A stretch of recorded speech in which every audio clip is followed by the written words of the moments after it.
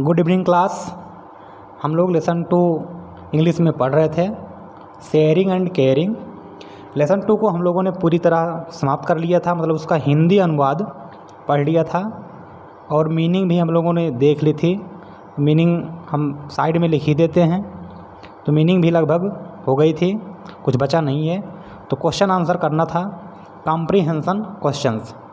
ये कॉम्प्रीहेंशन वाले क्वेश्चन करने हैं, जिसमें 1 नंबर पे जो लिखा गया है क्वेश्चन कि आंसर द फॉलोइंग क्वेश्चंस, मतलब नीचे लिखे क्वेश्चंस का प्रश्न का उत्तर दीजिए।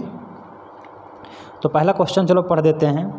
पहला क्वेश्चन है, what did the mango tree and the banyan tree do all day long.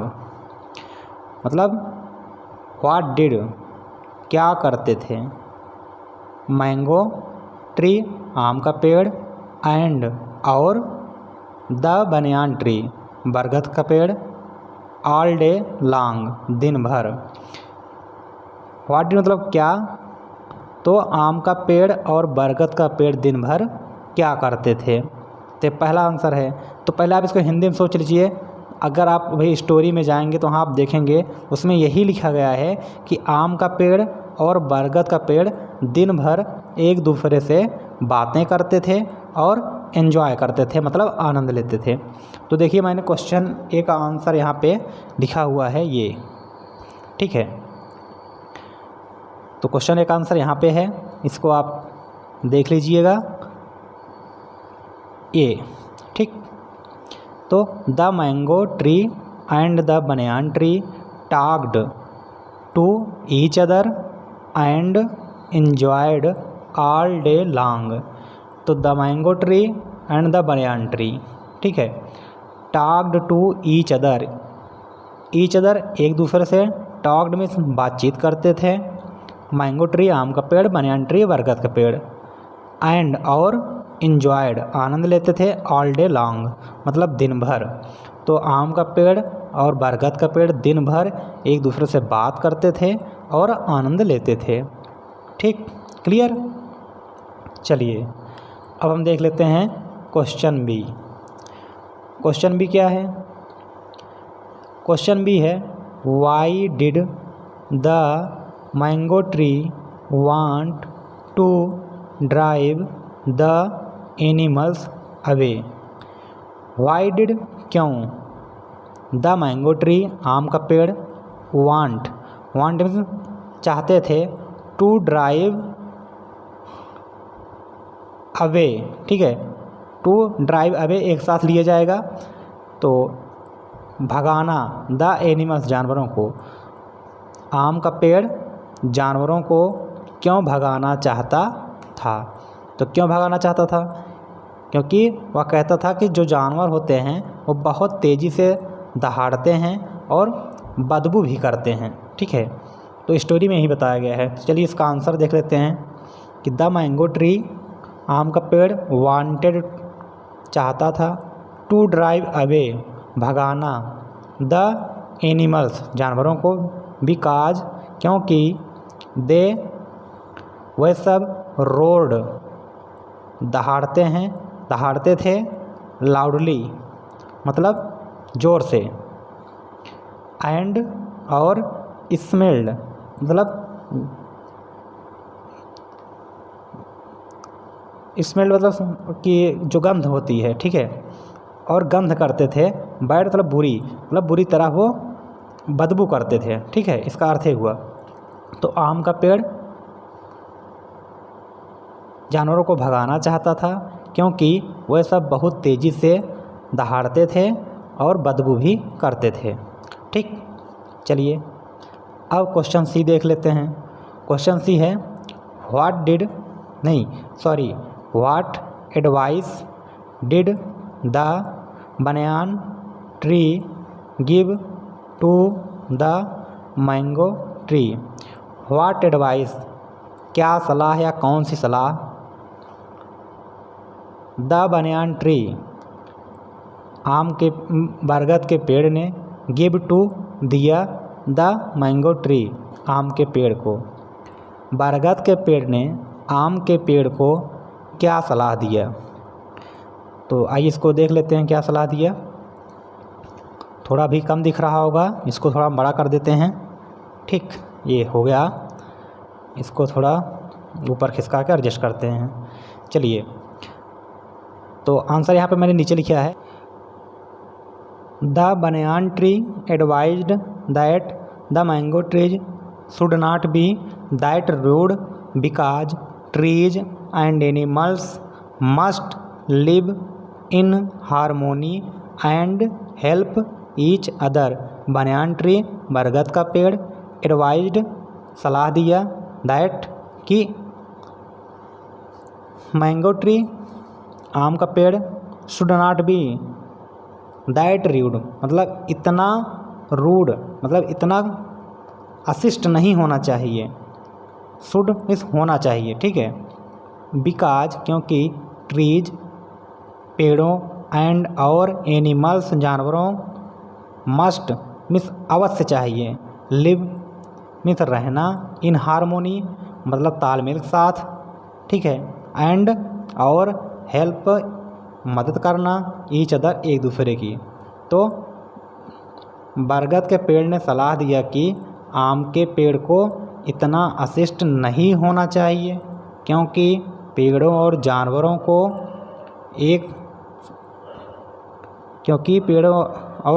को एक दूसरे के साथ सामंजस्य के साथ रहना चाहिए और मदद करनी चाहिए। ठीक, चलिए अगला देख लेते हैं। क्वेश्चन डी है, what happened when the banyan tree cried loudly. What happened, what means क्या, हैपेंड मीन्स घटित होना, व्हेन जब, द बनियान ट्री बरगद का पेड़, क्राइड चिल्लाया, लाउडली जोर से। जब बरगद का पेड़ जोर से चिल्लाया तो क्या घटित हुआ या क्या हुआ? तो इसका आंसर देख लेते हैं। इसके जस्ट नीचे लिखा गया है, when the banyan tree cried loudly.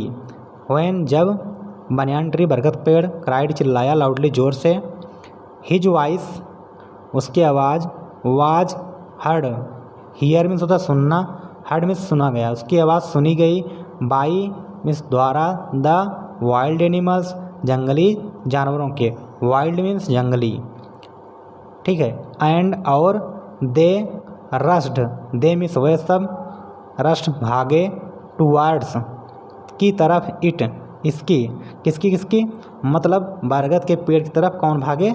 जंगली जानवर, क्योंकि बरगद का पेड़ बहुत तेज़ी से चिल्लाया, ठीक है। तो इसका पूरा अर्थ ये हो गया कि जब बरगद का पेड़ तेज़ी से चिल्लाया तो जंगली जानवर, मतलब उसकी आवाज़ सुनकर जंगली जानवर उसकी तरफ भागे, ठीक है। चलिए, ये आपके पांचों क्वेश्चन आंसर हो गए, ठीक है, A B C D E. चलिए अगला देख लेते हैं क्या है। अगला है कि mark tick A for the correct and cross for the incorrect statement, ठीक है। तो सही और गलत बताना है। चलिए देख लेते हैं सही और गलत। तो the banyan tree wanted to drive the animals away. बरगद का पेड़ वांटेड मीन्स चाहता था, टू ड्राइव अवे भगाना, द जानवर, द एनिमल्स मतलब जानवरों को। नहीं, बरगद पेड़ नहीं भगाना चाहता था। कौन भगाना चाहता था? आम का पेड़ भगाना चाहता था, ठीक है। तो ये आपका हो गया रॉन्ग, ठीक। अगला देखते हैं, there was a demon in the mango tree. मतलब वहाँ आम के पेड़ में, डेमन मतलब होता है राक्षस, तो ऐसा तो नहीं था कि वहाँ राक्षस था, ठीक है। तो ये भी क्या है? गलत है। अगला क्या है? C, two farmers came to the forest. मतलब टू, दो, फार्मर्स किसान, केम आए, टू द फॉरेस्ट, जंगल में। जंगल में 2 किसान आए, क्या ये सही है? नहीं, जंगल में 2 लकड़हारे आए थे, ठीक है, तो ये भी आपका है फॉल्स, ठीक। तो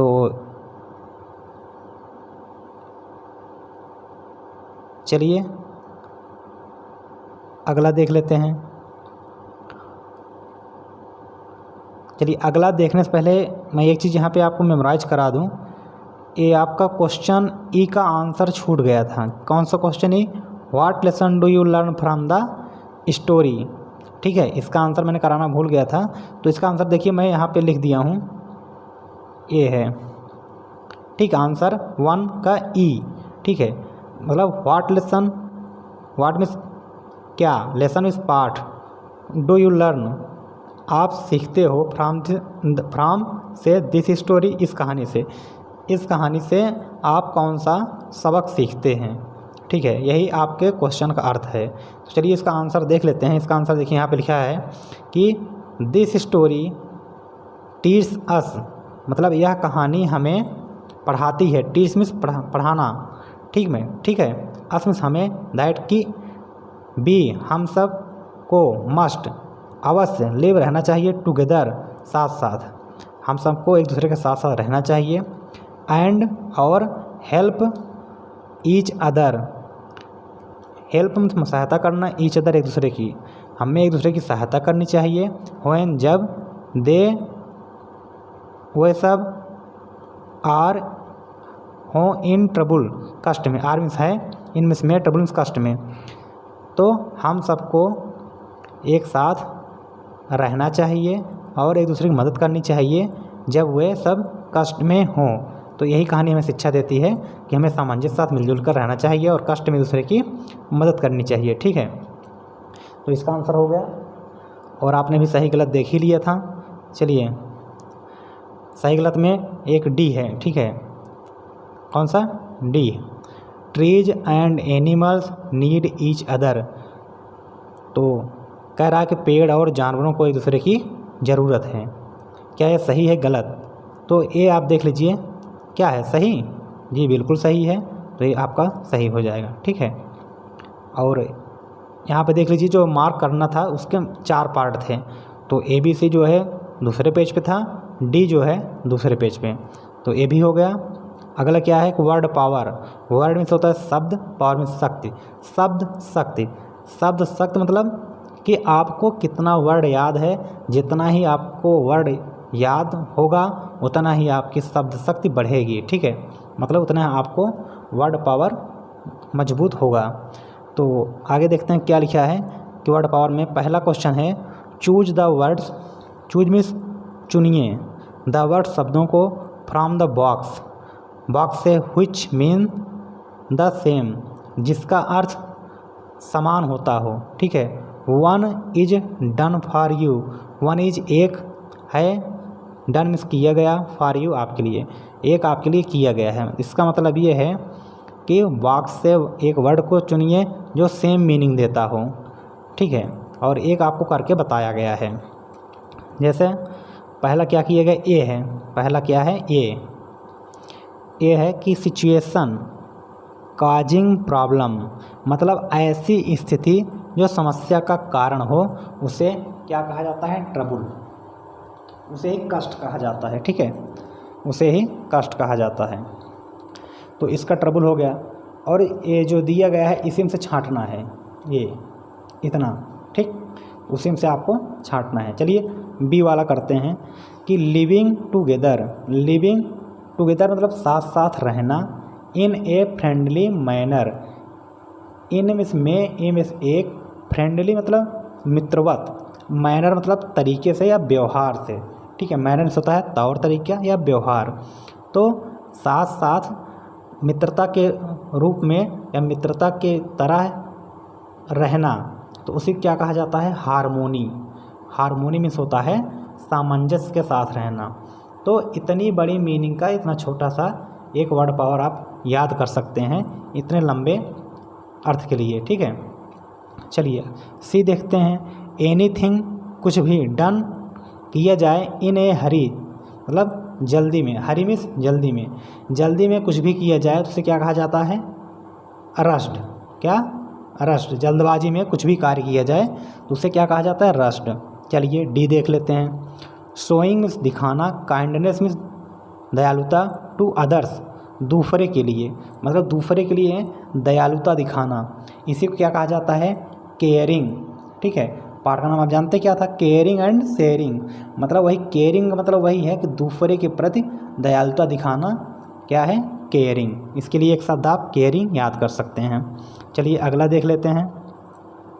डिवाइडिंग बांटना, समथिंग कुछ भी बांटना, between two or more peoples, between इस बीच में, टू दो, आर अथवा मोर पीपल्स, मोर मीन्स अधिक, पीपल में लोग, मतलब दो या दो से अधिक लोगों के बीच में कुछ भी बांटना, उसे क्या कहा जाएगा? शेयरिंग। ठीक है, तो आप लोग शेयर हो जाइए शेयरिंग क्या है। तो दो या दो से अधिक लोगों के बीच में कुछ भी बांटा जाए, चाहे अपने सुख दुख बांटे जाएं या जो है कोई वस्तु बांटी जाए, उसे ही शेयरिंग कहा जाता है। चलिए अगला एक लैंग्वेज प्रैक्टिस है, मतलब भाषा का जो है अभ्यास।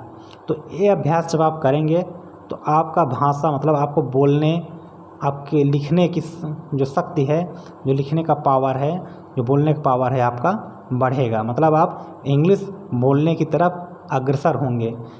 ठीक है, आप इसको मान सकते हैं कि इंग्लिश स्पीकिंग का एक छोटा सा कोर्स यहाँ पे हर पाठ में कहीं दे दिया जाता है, किसी पाठ में। ठीक है, इससे आप बोलने चालने की शैली सीखेंगे इंग्लिश में। ठीक है, तो कह रहा है कि frame questions and their answer with the help of the table given below. मतलब ये जो टेबल दिया गया है, ये टेबल में से पहला कॉलम है वाज वर का, दूसरा कॉलम द का है, तीसरा column duster, glass, books, pens, इतने सारी चीज़ें हैं। चौथे में केवल ऑन द टेबल है, और पाँचवें में क्या है कि इसके आंसर लिखे गए हैं।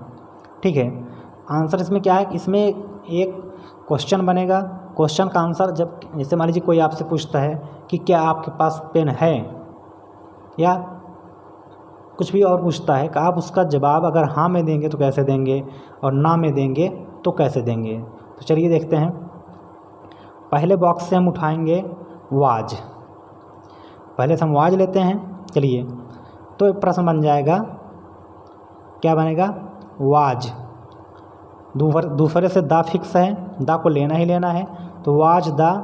और तीसरे कॉलम से हम एक एक शब्द बारी बारी लेते जाएंगे, और वो शब्द कौन सा लेंगे, किससे पता चलेगा? कि वाज से। वाज क्या है? एक वचन है। ठीक है, वाज एक वचन है, वेयर बहुवचन है। तो वाज जब एक वचन है तो इनमें से एक वचन वाली ही चीज़ें ही ली जाएंगी, चाहे आप डस्टर ले लीजिए, चाहे ग्लास। अगला देखिए लिखा है बुक्स, बुक्स भी बहुवचन है, पेन्स भी बहुवचन है। मतलब was the duster on the table. तो यहाँ से यहाँ तक आपका क्या हो गया प्रश्न, कि was the duster on the table. ठीक है, सॉरी यहाँ दिस जगह द होगा क्योंकि इस कॉलम में द ही लिखा गया है। इसका मतलब है कि क्या पुस्तक टेबल पर थी, क्या पुस्तक टेबल पर थी। तो अगर इसका आप आंसर देखिए लिखा है दो कॉलम में, या तो हाँ देंगे या तो ना देंगे। तो चलिए अगर आप इसका आंसर का हाँ देते हैं, हाँ अगर बताना चाहते हैं कि हाँ जो है टेबल पुस्तक पर थी, पुस्तक टेबल पर थी, तो आप कहेंगे एस इट वाज। हाँ यह थी, क्या थी? पुस्तक। इतना शॉर्टकट में ही आंसर दिया जाएगा, यस इट वाज। ठीक है, अगर आपसे कोई कुछ भी पूछता है कि वाज लगा के, was the duster on the table या was the pen on the table, ठीक है, तो आप क्या कहेंगे? As it was. अगर होगी तो एस इट वाज, अगर नहीं है तो नो इट वाज नॉट। ठीक है, या इसको वाजेंट पढ़ा जाएगा। पहला हो गया। चलिए दूसरा के लिए फिर लिखते हैं वाज द ग्लास। वाज वाला क्यों लिया गया? क्योंकि ग्लास जो है एक वचन है। अगर ग्लास बहुवचन होता तो हम वेयर उठा लेते, ठीक है, इस कॉलम से। लेकिन ग्लास जो है एक वचन है और ग्लास ही सब्जेक्ट है। यहाँ पे ग्लास क्या है? कर्ता है। तो कर्ता का अनुसार ही वर्ब लगती है। तो वर्ब क्या है यहाँ पे? Helping verb was. ठीक है, सिंगुलर मतलब एक वचन है, और ग्लास भी एक वचन अर्थात सिंगुलर है। तो जब ग्लास होगा तो सिंगुलर वाज जाएगा। तो was the glass on the table. तो फिर इसी तरह अगर हमको हाँ करना होगा एस इट वाज, अगर नहीं करना होगा तो देखिए अगर ये क्वेश्चन बन गया है कि was the glass on this table या ऑन द टेबल, इसमें ऑन द लिखा है तो आप दिस की जगह द पढ़िए। तो इसका आंसर दो तरीके से होगा, अगर हाँ में देना है तो येस इट इज वाज, अगर नहीं में देना है तो नो इट वाज नॉट। ठीक है, चलिए अगला देख लेते हैं। क्वेश्चन 3 यहाँ पे है, क्या बनेगा? अगला था बुक्स छूटा है। बुक्स क्या है? बहुवचन है। तो बहुवचन मतलब वर्ब क्या आएगी? हेल्पिंग वर्ब बहुवचन वाली आएगी। ठीक है, वेयर आएगी। तो where the books on the table, तो क्या किताबें मेज पर थीं? तो इसका भी आंसर अगर आप हाँ देंगे तो एस दे वेयर। ठीक है, यहाँ दा की जगह आप दे कर लीजिए, एस दे वेयर। अगर नहीं देना है तो नो दे वेयर नॉट, नहीं वह नहीं थी। तो आप लोग श्योर हो जाइए कि जो हेल्पिंग वर्ब है आंसर देते समय हमको उसको ही यूज करना है। जैसे यहाँ पे वाज लगा के प्रश्न था, हमने इसका आंसर दिया yes it was, no it was not. मतलब अगर यहाँ थी तो येस इट वाज, नहीं थी तो नो इट वाज नॉट। तो यहाँ पे वेयर था तो हम कहेंगे येस दे वेयर। दे मतलब वह सब, बुक्स के लिए क्या आएगा? दे आएगा। ठीक है, येस दे वेयर, नहीं के लिए नो दे वेयर नॉट। चौथा देख लेते हैं। चौथा बनेगा पेन्स। पेन्स क्या है? बहुवचन है। ठीक है, तो इसके साथ वेयर यूज होगा। तो where the pens on this table. तो यहाँ दिस जगह आपको दा करना है क्योंकि यहाँ पे दा लिखा हुआ है, ये मिसप्रिंट हो गया है। तो इसका भी मतलब प्रश्न का अर्थ ये हो गया कि क्या जो है पेन्स मतलब कलमें टेबल पर थी। तो ठीक है, अगर हम हाँ कहते हैं तो एस दे वेयर, अगर नहीं कहते हैं तो नो दे वेयर नॉट। ठीक है, इसका दो तरीके से आंसर आप दे सकते हैं। चलिए ठीक है, अगला देख लेते हैं। क्या है? Let's read. लेट्स मीन्स पढ़ने दो, लेट्स रीड मीन्स पढ़ना। तो जहाँ लेट्स के बाद कोई वर्ब आता है तो हम उसको दो के रूप में पढ़ते हैं, जैसे पढ़ने दो, जाने दो। अगर कहेगा लेट्स गो मतलब जाने दो, लेट्स प्ले खेलने दो, लेट्स राइट लिखने दो, लेट्स रीड मतलब पढ़ने दो। ठीक है, इसका अर्थ होगा पढ़ने दो। ठीक, चलिए तो क्या पढ़ना है? रीड मीन्स पढ़िए द पोएम कविता को, एंड फॉलो और अनुसरण कीजिए इट इसे, इन में योर लाइफ अपने जीवन में। ठीक है, अपने इसको पढ़िए, पोएम पढ़िए और अपने जीवन में फॉलो कीजिए। तो क्या फॉलो करना है देख लेते हैं।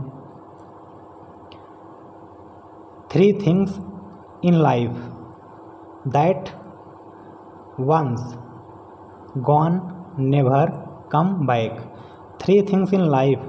3 थिंग्स मतलब 3 चीज़ें या 3 वस्तुएं इन लाइफ जीवन में, दैट की वंस गॉन, वंस मीन्स एक बार, गॉन मीन्स चली जाती हैं, नेवर कभी नहीं, कम आती हैं, बैक वापस।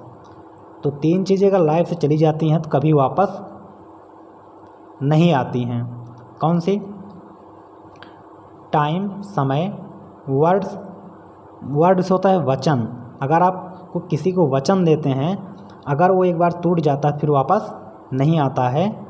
एंड अपॉर्चुनिटी में होता है अवसर।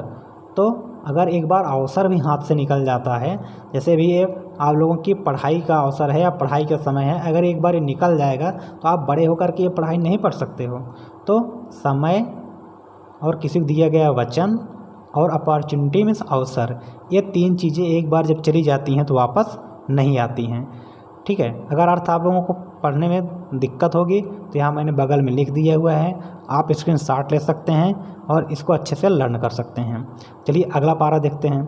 3 थिंग्स इन लाइफ दैट, 3 वस्तुएं जीवन में, दैट की में नेवर बी लास्ट मतलब उनको कभी खोना नहीं चाहिए। 3 वस्तुओं को जीवन में कभी खोना नहीं चाहिए। अब देखिए किसको किसको नहीं खोना चाहिए। Peace, hope, honesty. Peace means होता है शांति, होप आशा और ऑनेस्टी ईमानदारी। ठीक है, तो शांति कभी खोना नहीं चाहिए। मतलब जैसे अगर आपको कोई उकसाता है, कोई आप गलत बातें कहता है, तो आप जो है अपनी शांति को भंग मत कीजिए। आप शांति से जो कार्य कर रहे हैं अपने कार्य में ध्यान दीजिए, ठीक है। होप और आशा, मतलब होप मीन्स आशा। जैसे आपके जीवन में कितनी भी कठिनाई आ जाए, कितनी भी निराशाजनक स्थिति हो जाए, आप लोगों को कभी आशा जो है नहीं छोड़ना चाहिए, ठीक है। ऑनेस्टी और क्या है, ईमानदारी। जैसे अगर आपको की कंडीशन इस तरह से हो जाए कि आप जो है गलत कार्य करने पर मजबूर हो जाते हैं, ठीक है, जैसे चोरी करना या किसी को मारना पीटना, तो इस तरह जो भी हो, इन सब को क्या हो करना चाहिए, इग्नोर करना चाहिए, ठीक है। अपनी ईमानदारी को खोना नहीं चाहिए, कंडीशन कैसी भी हो जाए। तो राइटर जो पोइट है इसमें यही बता रहा है कि 3 वस्तुएं लाइफ में कभी खोना नहीं चाहिए। मतलब कभी शांति न खोए, कभी आशा न खोए और कभी ईमानदारी न खोए, ठीक है। तीसरा है पैराग्राफ देखते हैं। 3 things in life that are most valuable. 3 things, 3 चीज़ें इन लाइफ, जीवन में, दैट की आर हैं मोस्ट वैल्यूएबल। मोस्ट मीन्स बहुत अधिक, वैल्यूएबल मीन्स महत्वपूर्ण। 3 चीज़ें जीवन में बहुत महत्वपूर्ण हैं। क्या क्या हैं? लव मतलब प्यार, सेल्फ कॉन्फिडेंस मतलब आत्मविश्वास, फ्रेंड्स मीन्स मित्रता। लव मतलब एक दूसरे से प्रेम करना, पशु पक्षी, प्रकृति, मानव, ठीक, मतलब सबको रिस्पेक्ट देना। सेल्फ कॉन्फिडेंस मतलब अपना आत्मविश्वास, कि अपना आत्मविश्वास इस तरह से मजबूत रहे, हम जो कर रहे हैं सही कर रहे हैं और हम किसी साथ गलत नहीं कर रहे हैं, ठीक है, यही अपना आत्मविश्वास है। एंड फ्रेंड्स और जो मित्र हैं, तो 3 चीज़ें काफ़ी इंपॉर्टेंट हैं। कौन सी हो गई? मित्रता, आत्मविश्वास और प्यार। तो इसको पढ़िए अपने जीवन में, इसको फॉलो कीजिए। यहाँ पे पोएट मतलब कवि यही कहना चाहता है, ठीक। तो इस तरह से ये पोएम जो शॉर्ट पोएम थी समाप्त हो गई। बगल में इसका अर्थ सब लिख दिया गया है, ठीक है, मीनिंग लिख दी गई है और मैंने ऊपर भी देखिए अर्थ भी लिखा था, ठीक।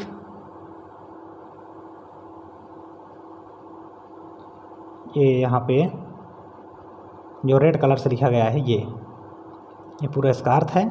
जो अर्थ ना समझ में आए यहाँ से आप देख लीजिए, ठीक है। आज के लिए बस इतना ही। Thank you.